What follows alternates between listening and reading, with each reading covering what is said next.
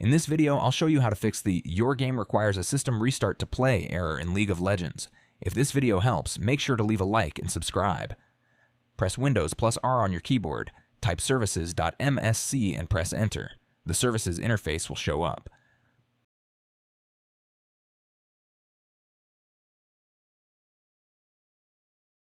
Keep pressing the V key until you find the VGC service. Right-click on it and select Properties.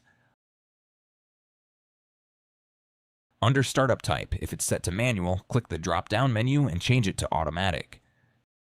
Then click Start and wait for the service to start successfully. This ensures that Riot Vanguard starts automatically every time Windows boots, preventing the system restart error from appearing again. Click Apply. Now press Ctrl plus Shift plus Escape to open Task Manager.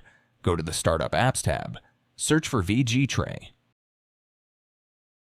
Right-click on it and select Enable. This makes sure Riot Vanguard launches automatically when Windows starts. Close Task Manager. Now launch League of Legends again.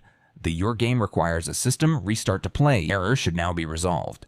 If this video helped, please leave a like and subscribe.